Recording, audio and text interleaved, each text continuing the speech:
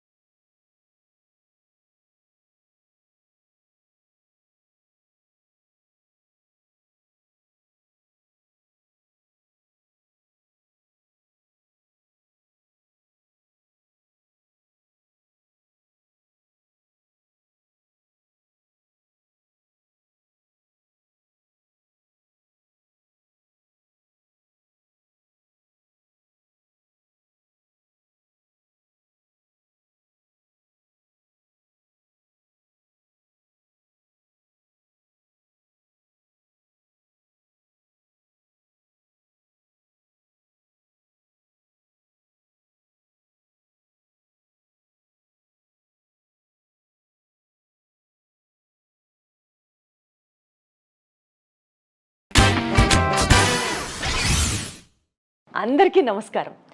కొంతమందికి ఒక సబ్జెక్ట్ పట్ల ఆసక్తి ఎక్కువగా ఉంటుంది. సరే, డైరెక్ట్గా పాయింట్లోకి మాట్లాడదాం. ఒక్కొక్క రచయితకి ఒక్కొక్క ఆలోచన విధానం ఉంటుంది. తనకి సంబంధించినంత వరకు ఒకళ్ళు లవ్ స్టోరీస్ ఎంటర్టైన్ చేస్తారు, ఒకళ్ళు స్పిరిచువల్ స్టోరీస్ ఎంటర్టైన్ చేస్తారు, కొంతమంది కామెడీ జానర్ని ఎంజాయ్ చేస్తారు. ఇట్లా ఒక్కొక్కళ్ళకి ఒక్కొక్క టేస్ట్ ఉంటే, ఇప్పుడు ఇవాల్టి ఈ ఇంటర్వ్యూలో నేను మీకు పరిచయం చేయబోతున్న గెస్ట్కి సంబంధించి ఆయన కథ చుట్టూ సనాతన ధర్మం అనే ఒక పిల్లర్ స్ట్రాంగ్గా ఎస్టాబ్లిష్ అవుతుంటుంది. ఇలా చెప్పడం కన్నా కూడా ఆయన ఆలోచన విధానాలే సనాతన ధర్మాన్ని బేస్ అయ్యి దాని చుట్టూ తిరుగుతూ ఉంటాయి. ఇంకాస్త డీటెయిల్డ్గా చెప్పాలంటే సనాతన ధర్మ రచయిత అని పిలిపించుకోవడంలో ఆయనకి సంతోషం ఉంది. ఇప్పటికే మీకు అర్థమై ఉంటుంది. Let me take the privilege, let me introduce you Chinni Krishna గారు, సనాతన ధర్మ రచయితగా. నమస్తే చిన్ని కృష్ణ గారు. నమస్తే అమ్మా. ఎలా ఉన్నారు? గుడ్. చిన్ని కృష్ణ గారు, ఈ ఎపిసోడ్ చేయడానికి ఒక ముఖ్య ఉద్దేశం, మీతో డిస్కస్ చేసినట్లుగా ఒక సిరీస్ ఆఫ్ ఎపిసోడ్స్ని మనం స్టార్ట్ చేస్తున్నాము. సో ఆ సిరీస్ మీతో చేయడం, ఒక టాక్ షో మీతో చేయడం అది సామాన్యమైన విషయం కాదు, చిన్న విషయం కాదని నాకు తెలిసిన డెఫినెట్లీ ఆడియన్స్ ఎంజాయ్ చేస్తారు అన్న ఒక గట్ ఫీలింగ్తో ఫస్ట్ ఎపిసోడ్ కంప్లీట్గా ఇప్పటి వరకు మీరు చేసిన సినిమాలు, మధ్యలో గ్యాప్ సంగతి ఏంటి, అసలు మీ గురించి ఇంకాస్త లోతుగా తెలుసుకునే ఒక చిన్న ప్రయత్నం. So to start with sir, ఒకప్పుడు మీరు ఇండస్ట్రీకి ఇచ్చినన్ని హిట్లు అసలు దాని గురించి అదొక ఎగ్జాగరేటెడ్ వర్షన్లా చెప్పొచ్చు, ఎవరు ఇవ్వకపోయి ఉండొచ్చు బహుశా. ఆ మాట అనడం కన్నా మీరు చూసినన్ని హిట్స్ పక్కన పెడితే సడన్గా ఎందుకు ఇండస్ట్రీలో మీరు యాక్టివ్గా లేరు? యాక్టివ్గా ఉండటం అంటే 2014 నుంచి ఇప్పటి వరకు నేను నా కుటుంబం కోసం, నా పిల్లల గోల్స్ రీచ్ అవ్వటం కోసం తండ్రి అవసరం, తండ్రి పాత్ర ఎంత ముఖ్యమో అర్థమయ్యి, సో నా పెద్ద కొడుకు న్యూయార్క్లో ఇప్పుడు ఒక పెద్ద ఇంజనీర్గా, సివిల్ ఇంజనీర్గా ఒక పెద్ద ప్రాజెక్టు న్యూయార్క్లో ఉన్నటువంటి డ్యామ్ వర్క్ చేస్తున్నాడు ఒక కంపెనీ పెట్టి. సో ఆ తర్వాత నా పెద్ద కూతురు ఇంజనీర్ పల్లవి, సో తను వివాహం చేయాల్సి వచ్చింది. సో దాంట్లో తను ఉన్నతమైన స్టేజ్కి వెళ్ళి దాంట్లో ఒక 1.5 year అయిపోయింది. ఆ తర్వాత నా రెండో కూతురు కూడా ఇప్పుడు డెల్లాస్లో ఉంది, ఊర్మిళాదేవి. ఓకే, తను సెటిల్ అయింది. సో నా కొడుకు, రెండో కొడుకు, పెద్ద కొడుకు పేరు చిరంజీవి, రెండో కొడుకు పేరు బద్రీనాథ్. సో వాడు కూడా ఆర్టిఫిషియల్ ఇంటెలిజెన్సీ కంప్లీట్ చేసి వాడు కూడా యూఎస్ వెళ్తున్నాడు. వాడు ప్యాకప్ అవడం, నెక్స్ట్ మళ్ళీ ఒక మంచి కంటెంట్లతో ఇండస్ట్రీకి ఇన్నాళ్ళు దూరంగా ఉన్న నేను మళ్ళీ వచ్చి ఏం చెప్పాలనుకుంటున్నాను, ఏమి చెప్పబోతున్నాను అనేది భవిష్యత్తులో ఆంధ్ర రాష్ట్రం కాదు, యావత్ భారతదేశం, యావత్ ప్రపంచం కూడా అతి త్వరలో చూడబోతుంది. చిన్ని కృష్ణ గారికి లౌక్యం లేదు, మనసులో ఆయన ఏమనుకుంటే అది బయటికి మాట్లాడేస్తారు.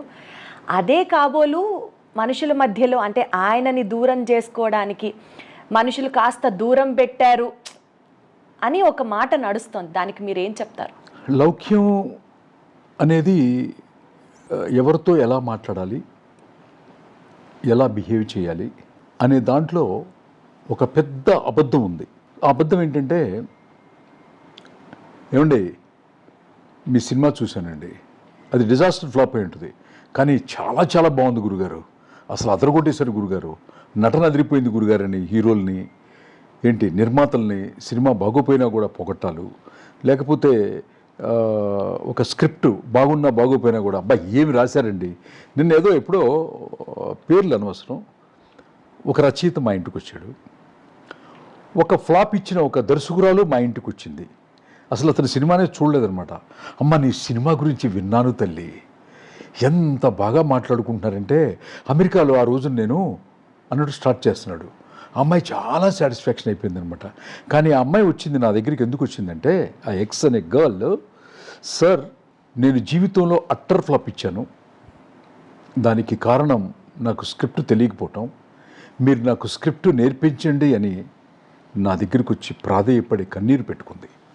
ఆ అమ్మాయికి స్క్రిప్ట్ నేర్పించే ప్రాసెస్లో ఇతను వచ్చి పొగుడుతున్నాడు. సో నేను ఆ అమ్మాయికి తిట్టి క్లాస్ చెప్తున్నాను, అతను పొగుడుతున్నాడు. ఇప్పుడు అట్లాంటి లౌక్యం భగవద్గీతలో చెప్పిన అన్నిటికంటే నా తల్లి జీవితంలో చచ్చిపోయేంత వరకు కూడా అబద్ధం మాత్రం ఆడొద్దు అని చెప్పింది. సో అబద్ధం ఆడకపోవటమే లౌక్యం లేదు అనుకుంటే నేనుంటేనే సినిమా హిట్లు అవుతాయని కాదు కదా. నేను పని చేయకపోయినా కూడా నేను ఆ సంస్థల్లో పనిచేసి మళ్ళీ తర్వాత కూడా చాలా పెద్ద పెద్ద హిట్లు వచ్చాయి, ఇండస్ట్రీ చాలా హ్యాపీగాను ఉందన్నమాట. అబద్ధం ఆడబోను అన్నది నా క్యారెక్టర్. అద్భుతం, దట్స్ ఆల్. అద్భుతం. ఇందిరా సినిమా మీదే, దానికంటే ముందు రిలీజ్ అయిన నరసింహనాయుడు కథ మీదే. నరసింహనాయుడు కథ చూసిన తర్వాత ఆ సినిమాని జనాలు యాక్సెప్ట్ చేశారు, block buster hit, super duper hit. Cut చేస్తే ఇందిరా సినిమా. ఈ రెండు సినిమాలు సీన్ టు సీన్ కంపేర్ చేస్తే చిన్నకృష్ణ గారు ఒకటేలా ఉంది కదా అని అనిపిస్తే, ఇందిరా సినిమా తీసేటప్పుడు మీకు ఆ భావన కలగలేదా? అనిపిస్తే అన్న దగ్గర ప్రశ్న ఉంది.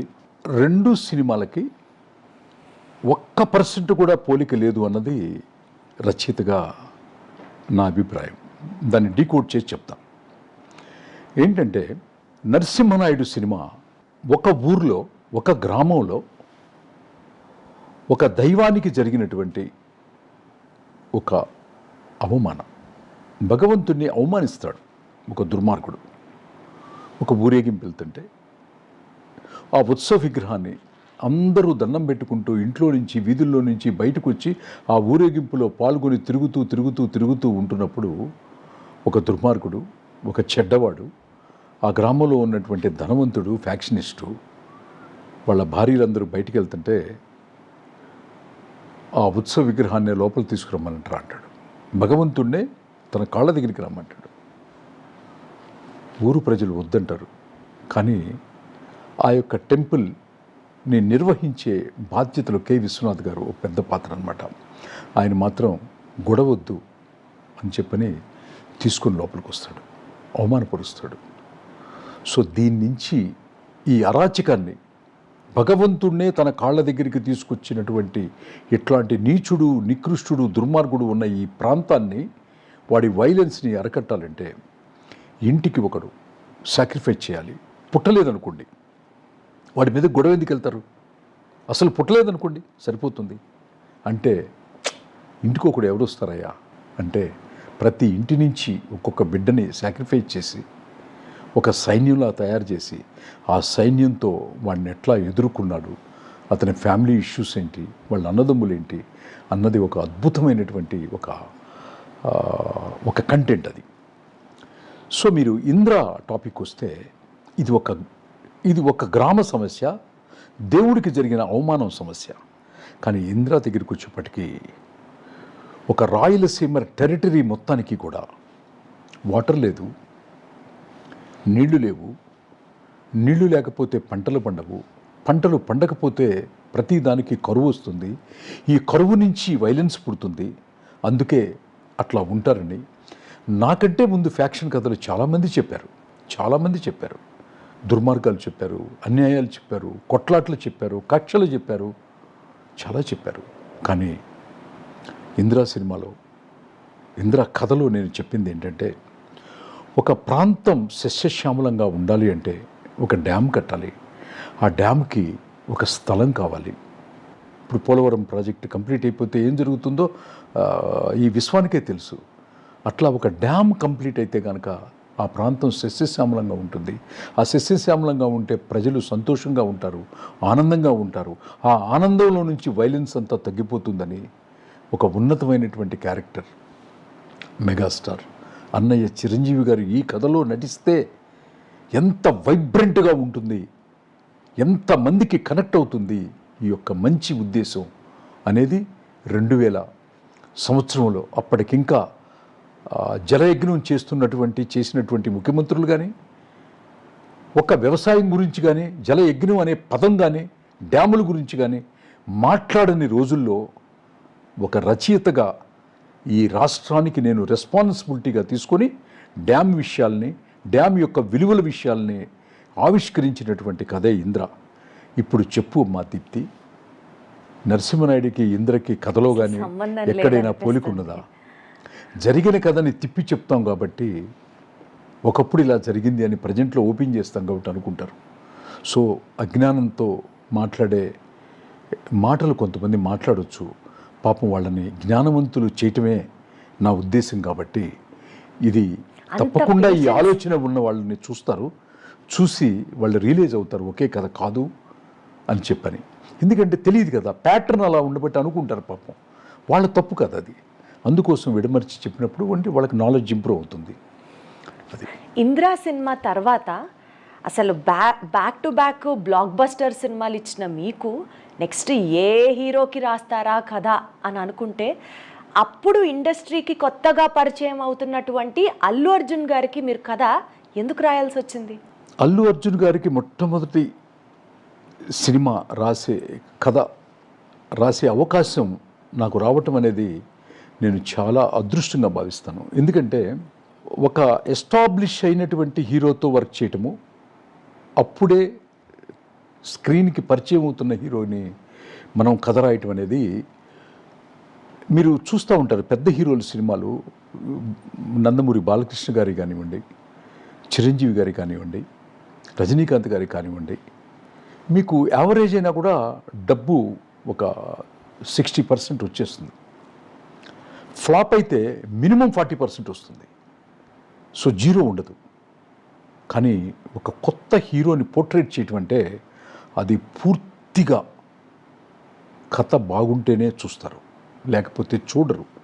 మినిమం గ్యారంటీ కూడా ఉండదు అని నాకు ఛాలెంజ్గా తీసుకొని, మీ పర్సనల్ ఛాలెంజ్ అది. నా ఇన్నర్ ఛాలెంజ్గా తీసుకొని నాకు తోడుగా నేను తెచ్చుకున్నటువంటి ఒక అత్యంత విలువైనటువంటి సనాతన ధర్మం, ఈ భూమండలానికే తల్లి అయినటువంటి గంగమ్మ తల్లిని లోపలికి తీసుకొచ్చుకొని ఆ తల్లితో ప్రయాణిస్తూ ఆ తల్లి పేరే టైటిల్ పెట్టుకొని ఆ తల్లి ఈ విశ్వాన్నే కాపాడే రక్షకురాలుగా, కాబట్టి ఆ కథలో హీరోయిన్కి వాటర్ వల్ల ప్రాబ్లం ఉంటుందన్నమాట.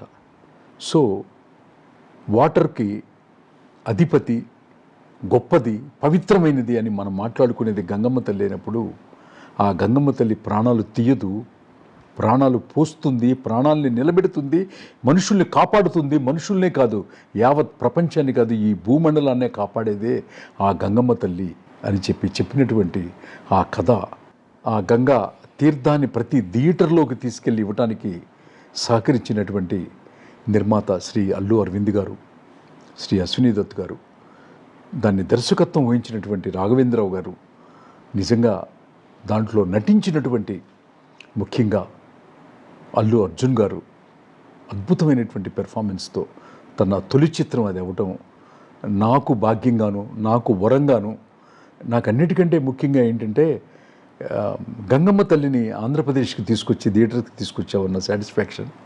అల్లు అర్జున్ మొట్టమొదటి సినిమా అప్పట్లో థియేటర్లో అందరికీ కూడా మొదటి రోజున ఆ గంగమ్మ తల్లి తీర్థాన్ని కూడా మీరు ఇచ్చారు. కూడా తీసుకురావటం అనేది ఈ జన్మకి నాకు ఉండే తీపి జ్ఞాపకాల్లో చాలా ముఖ్యమైనటువంటి జ్ఞాపకం అది. అల్లు అర్జున్ హీరోగా ఇంట్రొడ్యూస్ చేయటం అన్నో ఇది.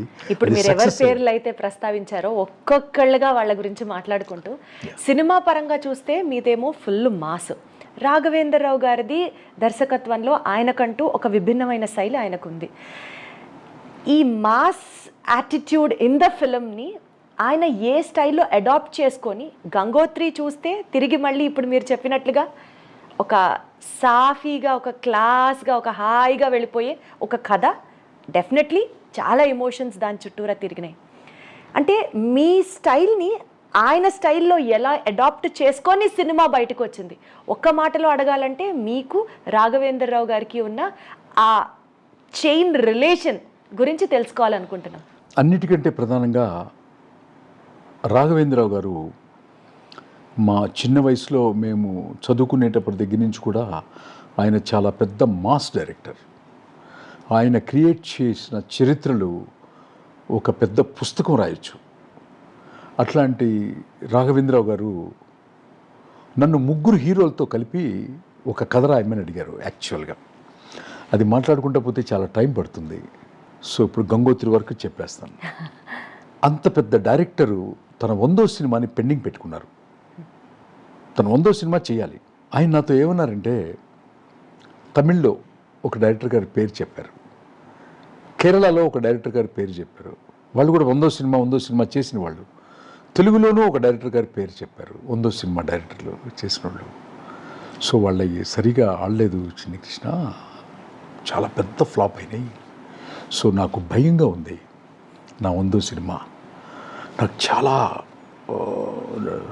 నర్వస్గా ఉంది అని 3 హీరోలతో కథ చేయమని నన్ను అడిగారు.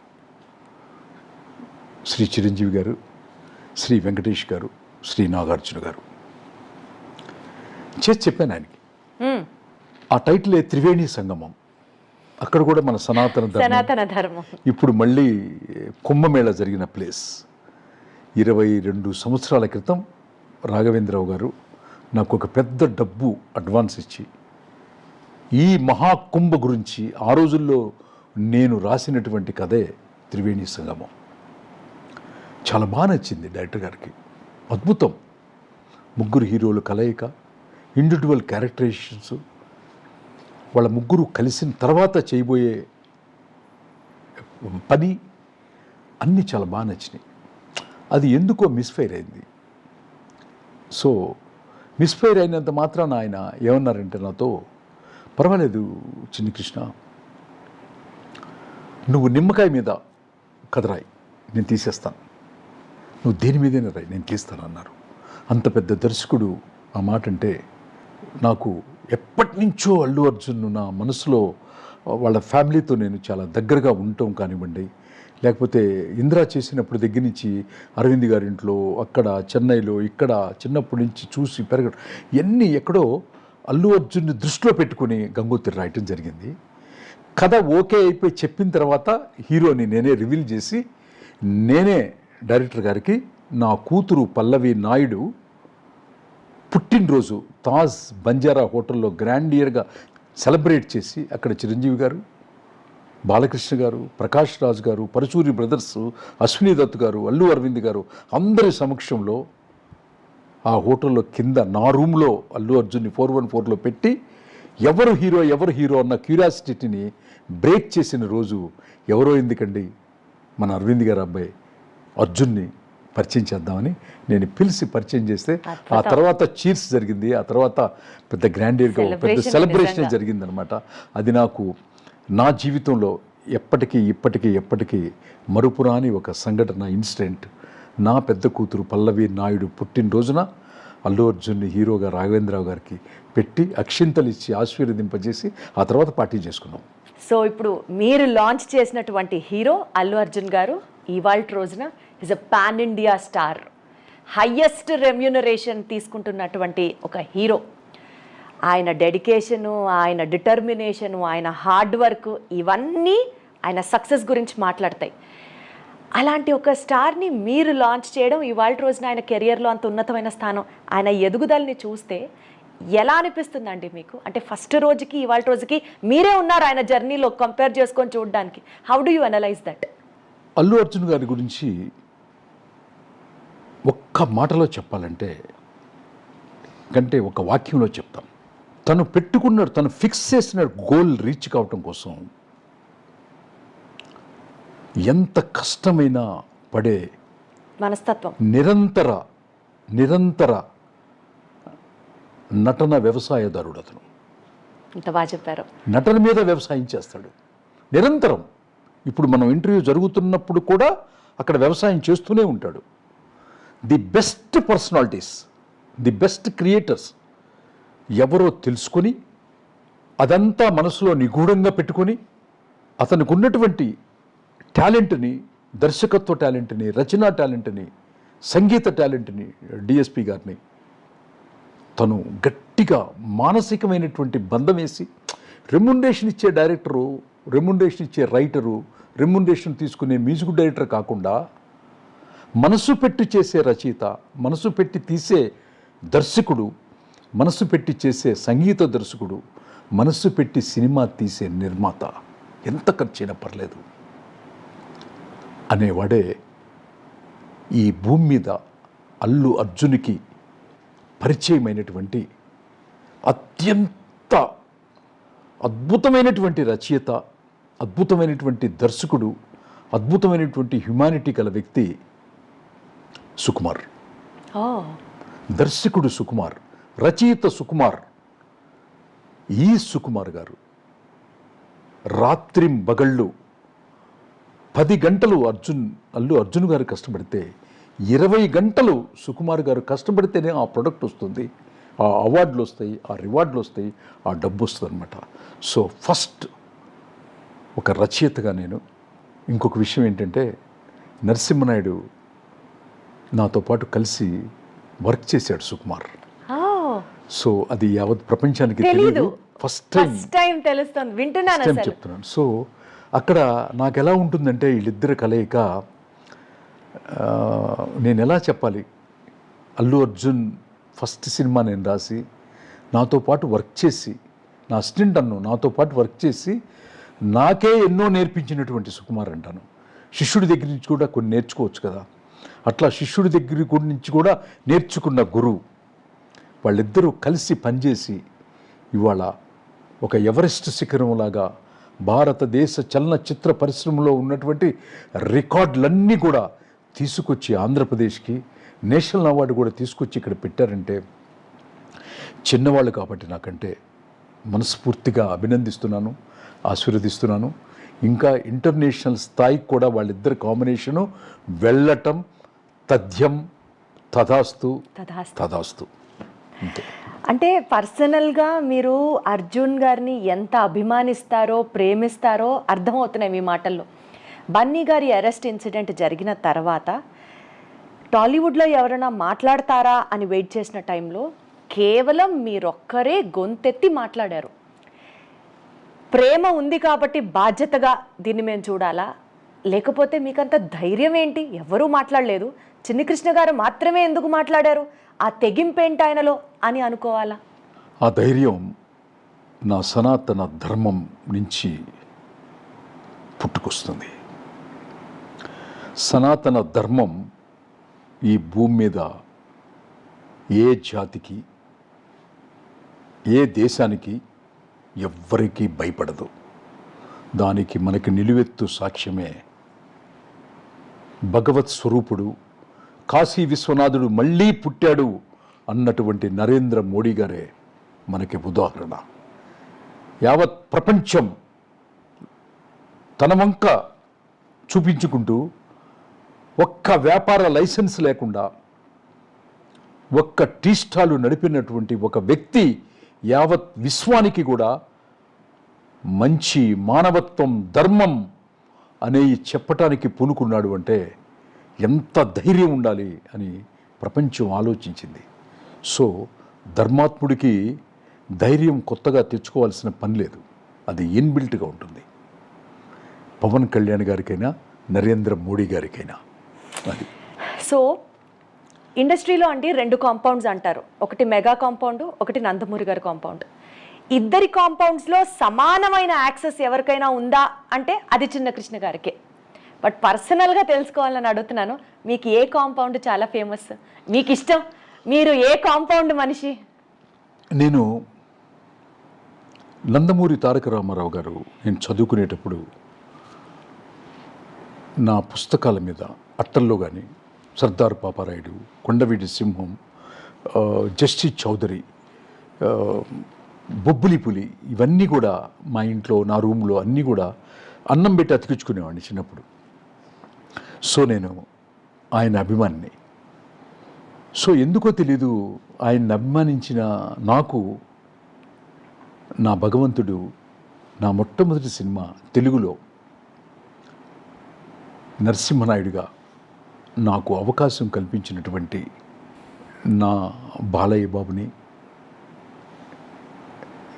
నన్ను కథ చెప్పగానే లోపలికి వెళ్ళి ఒక పెద్ద పళ్ళెంలో స్వీట్ తీసుకొచ్చి షాల్వా తీసుకొచ్చి నాకు ఇచ్చి గోపాల్ పరచూరి బ్రదర్స్ని అందరినీ దగ్గర పెట్టుకొని లక్ష్మీ నరసింహస్వామి భక్తుడిని గోపాల్. నేను చిన్నప్పటి నుంచి లక్ష్మీ నరసింహస్వామి స్తోత్రం చదువుకుంటూ పెరిగిన వాడిని. అట్లాంటిది లక్ష్మీ నరసింహస్వామినే పాత్రలోకి తీసుకొచ్చి పూజలోకి తీసుకొచ్చి ఆయుధ పూజలోకి తీసుకొచ్చి చెప్పిన ఈ సినిమా ఒక చరిత్ర సృష్టిస్తుంది. 100 days ఫంక్షన్లోనూ నంది అవార్డు వచ్చినప్పుడు కూడా ఆ భగవంతుడే రచయిత చిన్ని కృష్ణ రూపంలో మా ఇంటికి వచ్చి కథ చెప్పాడు అని చెప్పని నన్ను ప్రశంసించినటువంటి బాలకృష్ణ గారు నాకు ఒక కన్నైతే చిన్నప్పటి నుంచి ప్రతి రోజు నిత్యం ఆంధ్ర రాష్ట్రం మొత్తాన్ని కూడా ఆయన కంట్రోల్లోకి తీసుకొని దాదాపు 20 సంవత్సరాలు తన విశ్వరూపంతో యావత్ భారతదేశంలోనే డ్యాన్స్ కానీ ఫైట్స్ కానీ అద్భుతంగా చేయగలడని హిందీ హీరోలు అమితాబ్ బచ్చన్ గారు, గోవిందా గారు ఎక్కడ ప్రపంచంలో ఉన్నటువంటి యావత్ ఊగిపోయేది. తమిళనాడు కానీ కేరళ కానీ కర్ణాటక కానీ కొన్ని కోట్ల రూపాయల రేంజ్కి తెలుగు చలనచిత్ర పరిశ్రమని తీసుకెళ్ళినటువంటి మెగాస్టార్ చిరంజీవి గారు. ఆయనతో నేను ఇంద్రా సినిమా చేస్తున్నప్పుడు నేను కథ చెప్పినప్పుడు ఈయన బట్టలు పెట్టి స్వీట్స్ ఇస్తే అన్నయ్య వాళ్ళ ఇంట్లో కథ చెప్పగానే ఇమ్మీడియట్గా నన్ను దగ్గరికి తీసుకొని నా నుదుటి మీద ముద్దు పెట్టి, దత్తుగారు, గోపాల్, ఈ కథ నిర్మాతలకి డిస్ట్రిబ్యూటర్లకే కాదు గోపాల్, సైకిల్ స్టాండ్ వాడికి కూడా లాభించేటటువంటి కథ చెప్పించారు అని సినిమా రిలీజ్ కాకుండా మొట్టమొదట అప్రిషియేట్ చేసినటువంటి ఇంకొక కళ్ళు ఇండస్ట్రీకే 2 కళ్ళు అయిన వాళ్ళు నాకు 2 కళ్ళే కాదు, నాకు మొత్తం ఈ జన్మకి వాళ్ళిద్దరికీ కూడా నేను రుణపడి ఉంటాను. అంతే, దాని గురించి ఇక ఇది లేదు. ఇంకో జన్మంటూ ఉన్నా కూడా, లేకపోతే బ్యాలెన్స్ జన్మలో కూడా వాళ్ళిద్దరికీ ఇంకా గొప్ప కథలు రాసి ఇంకా గొప్ప నా ధర్మాన్ని శాశ్వతమైనటువంటి ముద్ర వేయాలని మనస్ఫూర్తిగా ఇంకా కోరుకుంటున్నా వ్యక్తిని. మనసులో ఉన్నది మనసులోంచి మాట్లాడడం అంటే మిమ్మల్ని చూసే నేర్చుకోవాలి చిన్ని కృష్ణ గారు. అందుకనే ఇంకా నా నెక్స్ట్ క్వశ్చన్, బాలకృష్ణ గారికి బి గోపాల్ గారు అంటారు, చిన్ని కృష్ణ ఏం చెప్తే అది గురు అంతే, ఆ మాట ఆయన చెప్తే చేసి తీరుతారంతే అన్న ఒక రిలేషన్ ఉంది అని. ఇంకా నెక్స్ట్ క్వశ్చన్ అది ఎలా అడగాలో అన్న కూడా నేనే విరమించేసుకుంటున్నాను. బికాజ్ మీ ఇద్దరికి ఉన్న ఆ రిలేషను, మిమ్మల్ని ప్రేమించే ప్రతి ఒక్కరికి మీతో ఉన్న ఆ రిలేషన్ ఎంత స్ట్రాంగ్గా ఉంటుందో అర్థమవుతుంది. అంతేగా, మీరు అభిమానించే వ్యక్తులు మిమ్మల్ని ప్రేమిస్తారు, మీరు ఏం చెప్పినా సరే గుండెల్లో పెట్టుకొని చూసుకుంటారు. నైస్. సో నెక్స్ట్ అండి, సనాతన ధర్మం ఈ పాయింట్ గురించి మీరు ఫోకస్ చేస్తున్న తీరు, అంటే సినిమాల గురించి మాట్లాడతాం. నేను ఇంట్రొడక్షన్లో ఇందాక అదే చెప్పాను, ఒక్కొక్క రచయితకి ఒక్కొక్క టేస్ట్ ఉంటుంది అని. సే ఫర్ ఎగ్జాంపుల్ గంగోత్రి సినిమాలో గంగమ్మని పాత్రలోకి తీసుకున్నారు, ఇంద్రా సినిమాలో కాశీ విశ్వేశ్వరుని పాత్రలోకి తీసుకున్నారు, లక్ష్మీ నరసింహనాయుడినే సాక్షాత్తు నరసింహనాయుడు సినిమాలో పాత్రగా చేశారు. సో ఎందుకు మీకు అంత ప్రేమ అనాలో, సనాతన ధర్మాన్ని మీరు మాత్రమే ప్రపంచానికి చూపించాలి అన్న తాపత్రయం అనాలో, లేకపోతే why is that so impactful on Chinni Krishna, so that అది మీరు సినిమా రూపేణ ప్రజల మీదకు రుద్దుతున్నారా అని కూడా ఒక్కొక్కసారి అనిపిస్తుంది. ఏం చెప్తారు? వెట్రిమారన్ గారని తమిళనాడులో ఒక డైరెక్టర్ గారు ఉన్నారు, నాకు చాలా ఇష్టం ఆయనంటే. ఆ తర్వాత తెలుగులో ఆర్ నారాయణమూర్తి గారు ఉన్నారు. పరుచూరి బ్రదర్స్ ఇనిషియల్ స్టేజ్లో ఉండే పరుచూరి గోపాలకృష్ణ గారి భుజం మీద ఇప్పటికీ కూడా ఎర్ర కండవా ఉంటుంది, ఎర్ర షాల్ ఉంటుందన్నమాట.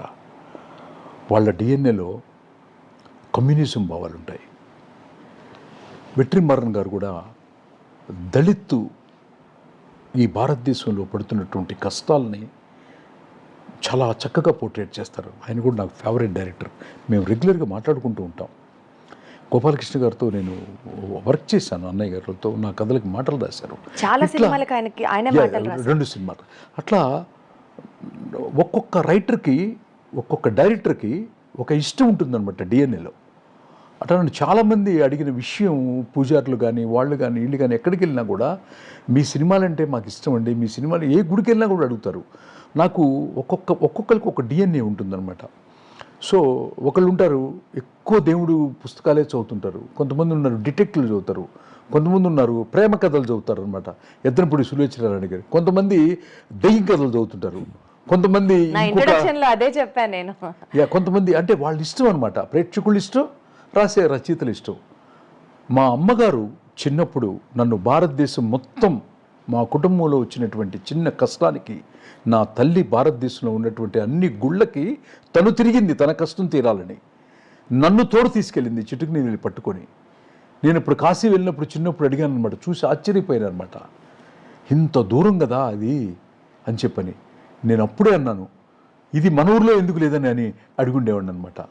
సో మా అమ్మగారు తిరిగినటువంటి ప్రతి ప్లేస్ని తిరిగి నేను రచయితనైన తర్వాత, ఒక మధ్యతరగతి వాడో ఒక పేదవాడో కాశీనో హిమాలయాస్నో ఎన్నో చూడలేడు కాబట్టి, గంగోత్రి వెళ్ళలేడు కాబట్టి, ఒక రచయితనయ్యి వాళ్ళ ఊరికి వాళ్ళ థియేటర్లో ఆ యొక్క విశిష్టత చెప్పే ఒక సనాతన ధర్మాన్ని, టెంపుల్స్ని దాన్ని చొప్పించి చెప్పే అవకాశం నాకు ఆ భగవంతుడు నా తల్లి ద్వారా కలిగింది.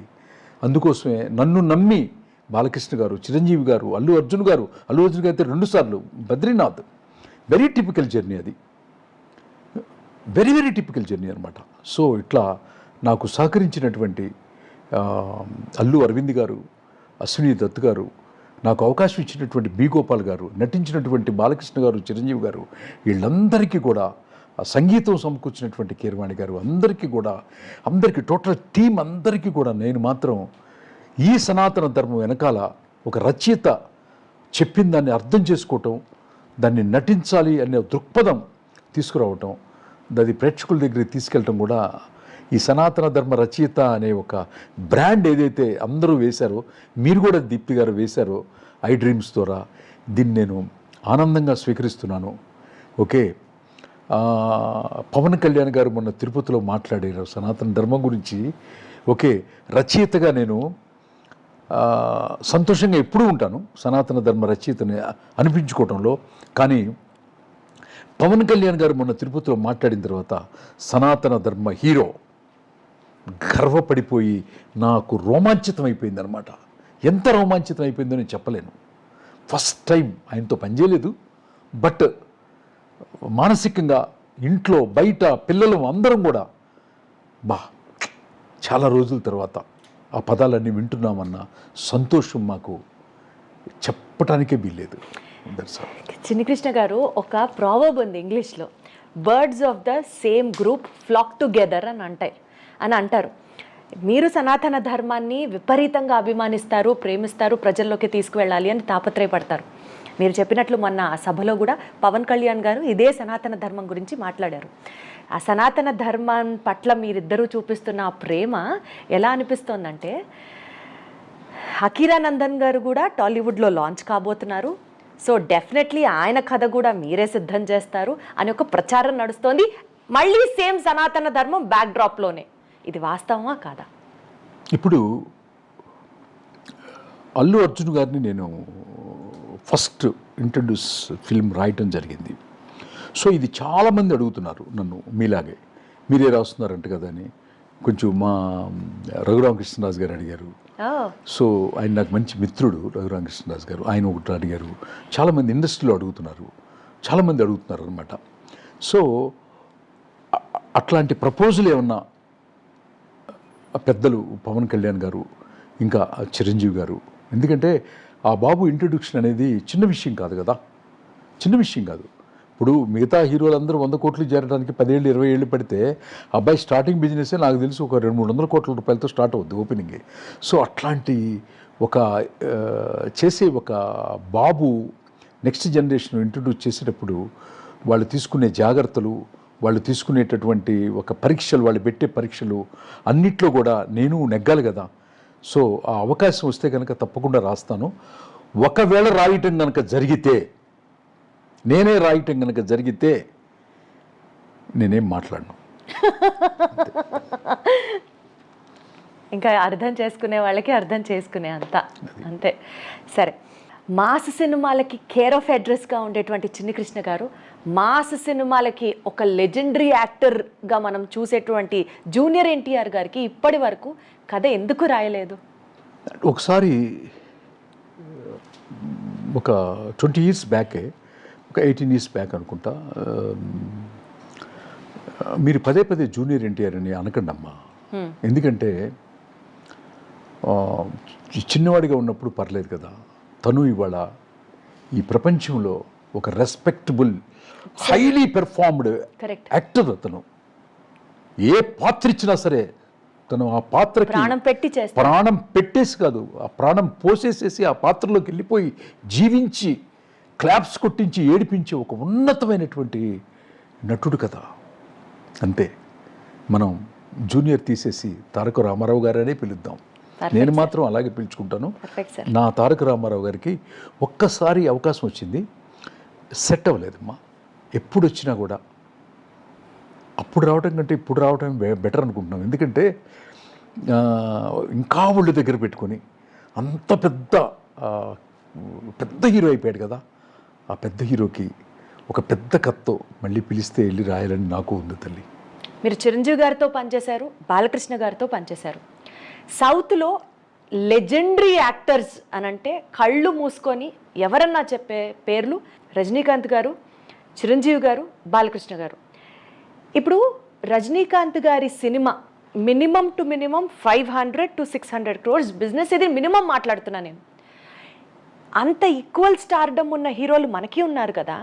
మరి మన వాళ్ళు చేసిన సినిమాలు నేను ఏదైతే లెజెండరీ స్టార్స్ అని మాట్లాడుతున్నానో అంత బిజినెస్ తెలుగు ఫిలిం ఇండస్ట్రీ కాబట్టి చూడలేకపోతుందా? దీన్ని ఎలా అర్థం చేసుకోవాలి? వెరీ గుడ్ క్వశ్చన్ దీప్తి గారు, మంచి క్వశ్చన్ వేశారు. ఏజ్ గ్రూప్ కొంచెం అటు ఇటు ఉన్నా కూడా ఈక్వల్ హీరోలు రజనీకాంత్ గారు, చిరంజీవి గారు, బాలకృష్ణ గారు, దాంట్లో ఎట్లాంటి సందేహం లేదు. కానీ ఆయన ఎందుకు 500 crores మినిమంలో ఎప్పుడు 400 to 500 crores ఉంటారు, ఇక్కడ ఎందుకు లేదనేది దానికి కారణం మాత్రం మనం డీకోడ్ చేస్తే కనుక, ఆ టాపిక్ని కనుక చాలా డీకోడ్ చేసి లోపలికి వెళ్ళి కనుక మనం కనుక ఎక్కువ అన్వేషణ చేస్తే మాత్రం ఒక రచయితగా నేను చెప్పేది ఏంటంటే టోటల్ రెస్పాన్సిబిలిటీ అక్కడ రజనీకాంత్ గారిది కాదు, ఇక్కడ చిరంజీవి గారిది కాదు, బాలకృష్ణ గారిది కాదు. నటించటంలో వాళ్ళు పరాకాష్ట, వాళ్ళకిచ్చిన పాత్రని వాళ్ళు 100% ఆవిష్కరిస్తారు. అది నరసింహనాయుడు కానీ, సింహ కానీ, లెజెండ్ కానీ, అఖండ కానీ, చిరంజీవి గారికి ఖైదీ కానీ, ఇంద్ర కానీ, ఘరానా ముగుడు కానీ, ఆయన వాట్ నాట్ ఠాగూర్ కానీ, వినాయక్ గారిది మొన్న వచ్చినటువంటి ఖైదీ నెంబర్ 150 కానీ ఎప్పుడు ఎక్కడ ఆవిష్కరించలేదు. నాట్యాల్లో ఆవిష్కరించలేదా, డైలాగుల్లో చేయలేదా, లేకపోతే యాక్షన్ సీక్వెన్స్లో చేయలేదా? ఎట్టి పరిస్థితుల్లో టాప్ నెంబర్ 1గా చేసే హీరోలు ఇద్దరు కూడా, చిరంజీవి గారు, బాలకృష్ణ గారు ఎక్కడ 0.01% కూడా తక్కువ కాదు. కానీ చేస్తున్న తప్పులు అంతా కూడా దీనికి కారణం దర్శకులు, రచయితలు. మనం ఇచ్చే కంటెంట్ ఎప్పుడు కూడా ఆ రేంజ్కి తీసుకెళ్ళిపోతుంది అనమాట. చిరంజీవి గారితో కానీ, బాలకృష్ణ గారితో కానీ 500 crores అబోవ్ సినిమా అంటే the content will decide, that's all. ఒక్కసారి మళ్ళీ అవకాశం వస్తే చేస్తాను. ఎవరు ఏంటో థియేటర్లో రెవెన్యూస్ వచ్చిన తర్వాత మాట్లాడుకుందాం. సనాతన ధర్మం హిట్ రూపంలో వస్తుంది. ఆ ధర్మం ఏం చేయబోతుందో ఇంకొక రౌండ్ వస్తే కానీ తెలుస్తుంది. బట్ 100% రచయితల తప్పు అంటాను, దర్శకులదే తప్పు అంటాను తప్పితే వాళ్ళ తప్పు మాత్రం 1% కూడా లేదు. అద్భుతమైనటువంటి నటులు, తెలుగు ఇండస్ట్రీ చేసుకునేటువంటి వరం, అదృష్టం అన్నమాట. కానీ కంటెంట్ ఇవ్వకపోవడం మాత్రం మా రచయితలది, మా దర్శకులదే ప్రధానమైన పాత్రని మాత్రం చెప్పగలను. ఒకప్పుడు మీరు ఇచ్చిన హిట్స్, మీరు చూసిన హిట్స్తో మాట్లాడితే, రిలేట్ చేసుకుంటే మీడియా హౌస్లు మీ నుంచి ఫోన్ల కోసం ఎదురు చూసేవి. ఇప్పుడు మీడియా హౌస్లు కాస్త ముభావంగా ప్రవర్తిస్తున్నాయి మీ పట్ల అని అంటే ఏం చెప్తారు? చిచ్చి అదే మీరు ఉండదమ్మా. చిచ్చి మీడియా హౌస్లన్నీ, నేను పనిచేసిన మీడియా హౌస్లు అసలు ఎప్పుడు మాట్లాడుకుంటుంటాం. ఇప్పుడు గీతా ఆర్ట్స్ దత్తు గారు ఈరోజు పొద్దున కూడా నాకు మెసేజ్ చేశారు, నేను కూడా మాట్లాడుకున్నాం. అదేం ఉండదు, దత్తు గారి పిల్లలు కానీ అట్లా ఏం ఉండదు. అన్నీ సెట్ అవ్వాలి. ఒక సినిమా అంటే సెట్ అవ్వాలి అన్నీ అనమాట. ఆ టైము, ఆ కాలము వచ్చినప్పుడు అన్నీ జరుగుతాయి. నేను చెప్పాను కదా, నేను నా పర్సనల్ పనుల వల్ల అమెరికాలోను, దుబాయ్లోను, మిగతా కొంచెం ఆఫ్రికాలోను నాకు పనులు ఉండటం వల్ల, నా కుటుంబ ఇది ఉండటం వల్ల ఇదే అనమాట. త్వరలోనే అన్నయ్యని కూడా కలవటం జరిగింది. సో ఒక 1 or 2 ప్రాజెక్ట్స్ ఈ 2025లోనే అనౌన్స్ అవుతాయి. అది ఒకప్పుడు అండి, సినిమా హిట్ అవ్వాలి అంటే కథలో మంచి బలం ఉండాలి అని. ఒకప్పుడు అనమాకమ్మ, ఎప్పటికే. ఇప్పుడు కూడా నా నెక్స్ట్ సెంటెన్స్ అదే. ఇప్పుడు కథలో బలంతో పాటు బడ్జెట్లో కూడా బలం ఉండాలి. 400 కోట్లు, 500 కోట్లు. ఆ cinema face of the cinema ఎలా మారిపోతుందంటే, బాగా ఖర్చు పెట్టి చేసే సినిమాలని ఒక రకంగా జనాలు, సినిమా అంటే ప్రాబబిలీ ఇలా ఉంటేనే ఎక్కువ ఓన్ చేసుకుంటామేమో అన్న స్టేజ్కి కూడా వెళ్ళారు. That's a different trend all together. దీన్ని మీరు ఎలా చూస్తారు చిన్ని కృష్ణ గారు? దానికి ఒక మంచి ఉదాహరణ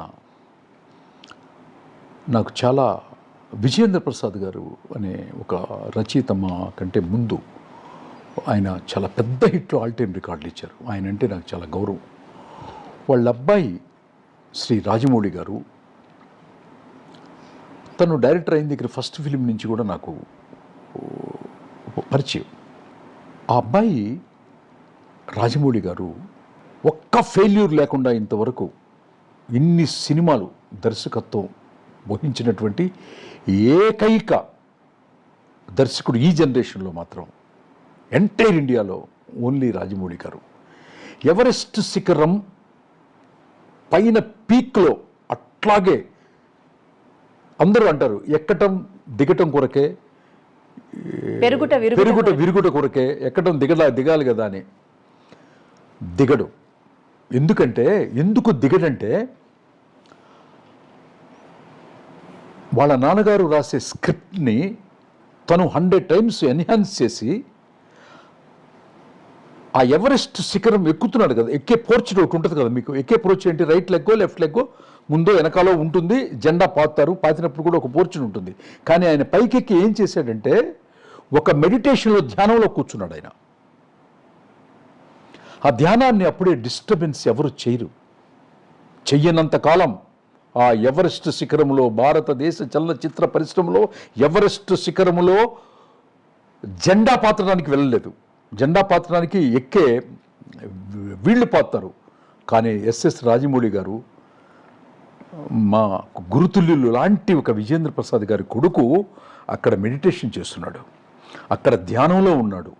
ఆ ధ్యానానికి, ఆ వచ్చే బై ప్రొడక్ట్కి, భారతదేశ చలనచిత్ర పరిశ్రమానికి హిట్లకి బౌండరీస్ లేవు, బడ్జెట్కి బౌండరీస్ లేవు, అదేందా హీరోల ఎలివేషన్స్కి ఇది లేదు.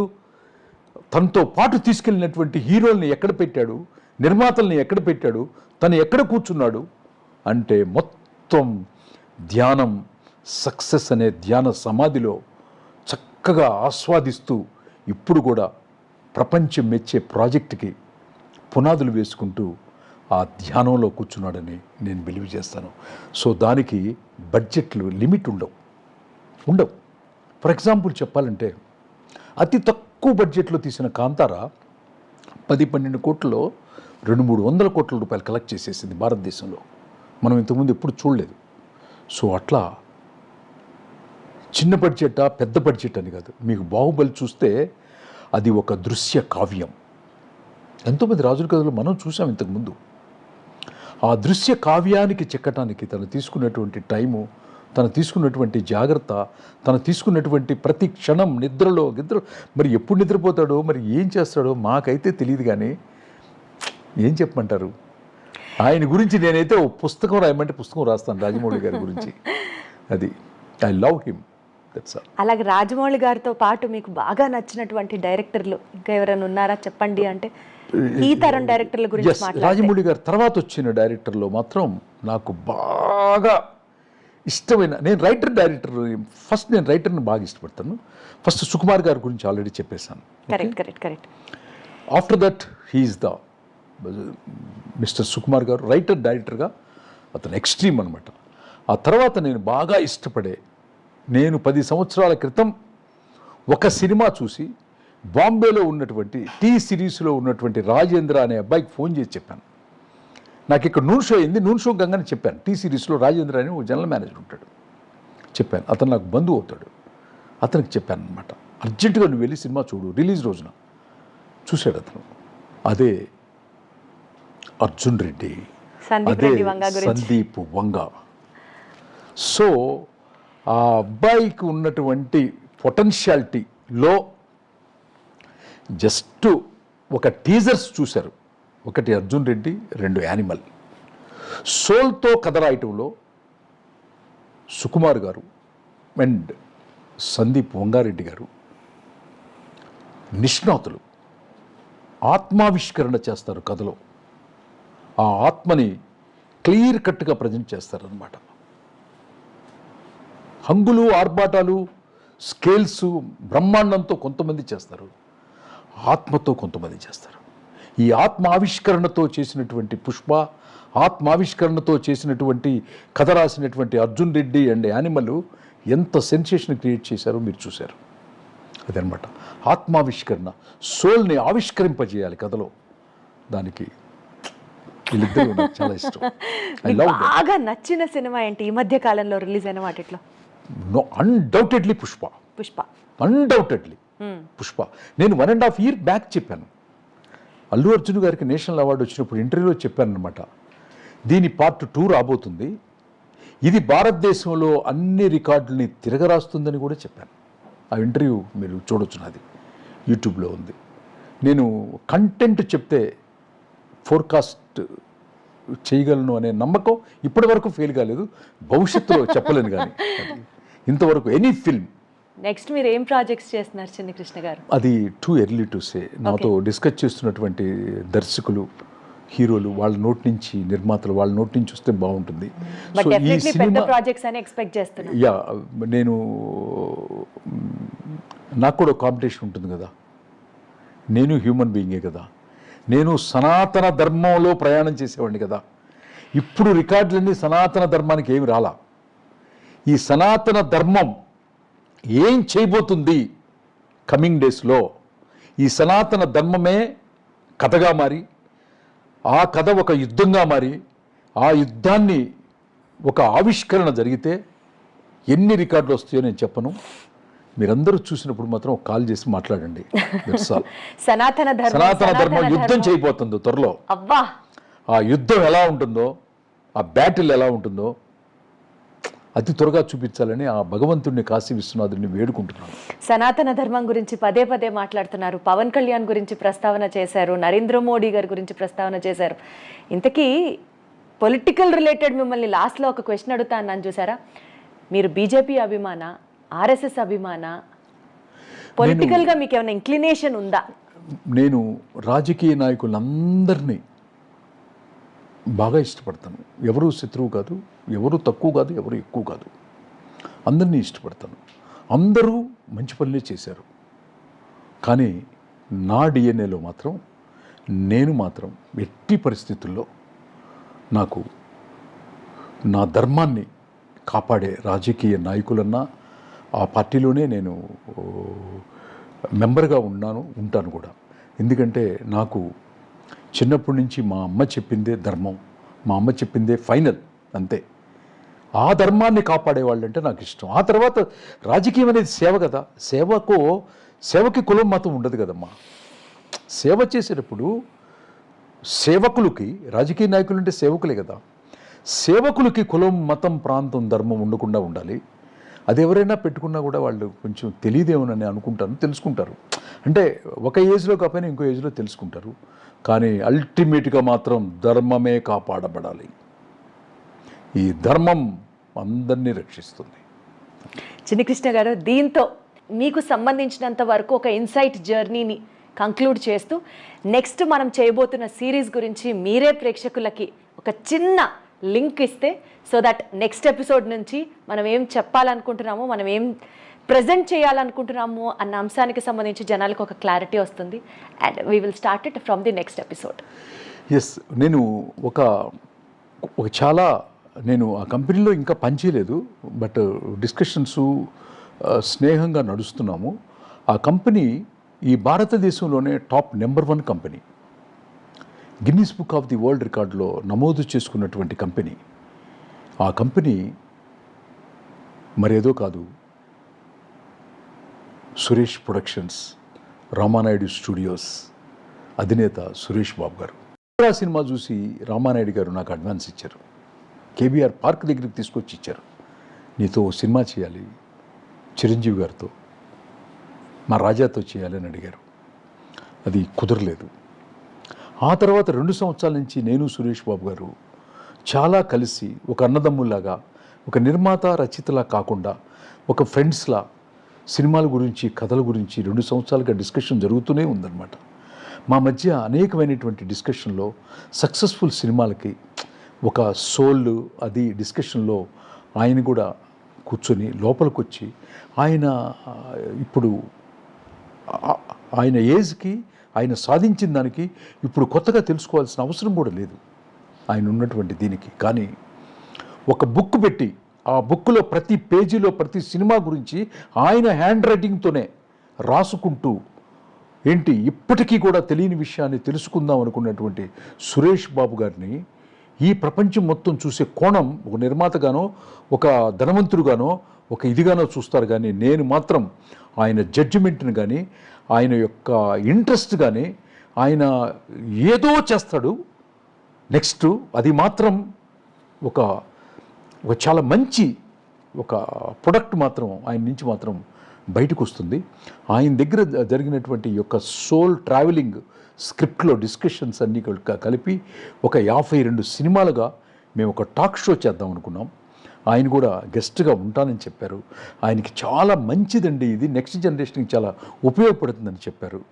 అట్లాంటి సురేష్ బాబు గారిని, ఇంకా సినిమా పరిశ్రమలో చాలా పెద్దల్ని ఒక్కొక్క రోజుకి ఒక్కొక్క గెస్ట్ని పిలుస్తూ ఒక మంచి ప్రోగ్రాము చేద్దాం దీప్తి. దాని టైటిల్ కూడా చాలా చక్కటి పెట్టారు సారు.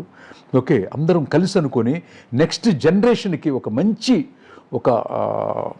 దాన్ని ఏమంటారు, మనకు తెలిసిన విషయాన్ని, వాళ్ళకి నచ్చకపోతే డస్ట్బిన్లో వేసుకోవచ్చు, బట్ నాకు వరకు తెలిసిన విషయాన్ని మాత్రం నేను చెప్పడానికి ఒక టాక్ షోకి ప్రిపేర్ అవుతున్నాను. అందరం కలిసి చేసుకొని ఆ నెక్స్ట్ కమింగ్ జనరేషన్కి ఉపయోగపడేటట్టు ఉంటే చాలనేది. దీనికి సురేష్ బాబు గారు, అన్నిటికంటే మా సురేష్ బాబు గారికి మనస్ఫూర్తిగా థ్యాంక్స్ ఎందుకు చెప్పుకుంటానంటే, ఈ మధ్యన డిసెంబర్ 25వ తారీఖున నా తల్లి చనిపోయింది. చనిపోయినప్పుడు పేపర్లో కూడా వచ్చింది, చిన్న కొడుకుని నేనే కర్మకాండలు చేయాలి. నేను ఆయన వర్క్లో ఉన్నాను అనమాట. ఆయన వర్క్లో ఉండి ఇట్లా చూస్తున్నప్పుడు ఇది జరిగింది. ఆయన నాకు ఓదార్చిన ఇది, ఆయన నాకు చేసినటువంటి ఆ టైంలో నన్ను కన్సోల్ చేసిన విధానం నేను ఎప్పటికీ మర్చిపోలేను. సురేష్ బాబు గారు, మళ్ళీ చెప్తున్నాను, సురేష్ ప్రొడక్షన్స్ నా తల్లి చనిపోయినప్పుడు మీ బ్రదర్ వెంకటేష్ గారు కూడా నాతో మాట్లాడి నన్ను కన్సోల్ చేసినటువంటి ఆ మాటలు టిల్ డెత్ నేను గుర్తుపెట్టుకుంటాను. మీకు, మీ అన్నదమ్ములిద్దరికీ, మీ బాబు రాణా గారికి, మీ సురేష్ ప్రొడక్షన్స్ అండ్ రామానాయుడు స్టూడియోకి ఒక రచయితగా పుట్టినటువంటి నేను ఖచ్చితంగా ఒక మంచి అద్భుతమైనటువంటి లెజెండరీ స్క్రిప్ట్ని మీ చేతుల్లో పెట్టి అతి త్వరలో పెడతానని ఈ ఇంటర్వ్యూ పరంగా చెప్తూ, మీకు మనస్ఫూర్తిగా, మీకు మీ తమ్ముడు గారికి, స్వర్గస్థులైనటువంటి మీ నాన్నగారికి కూడా శిరస్సు ఉంచి నమస్కరిస్తున్నాను sir. Thank you. So wait చేస్తూ ఉంటామండి. మన సిరీస్ కంటిన్యూ చేస్తూ ఉండే తరుణంతో సెకండ్ ఎపిసోడ్లో ఆడియన్స్తో పాటు నేను కూడా చాలా ఈగర్గా, ఎక్సైటెడ్గా వెయిట్ చేస్తున్నాను మీతో ఈ టాక్ షో చేయడం. Thank you so much Chinni Krishna గారు. నమస్తే. Thank you.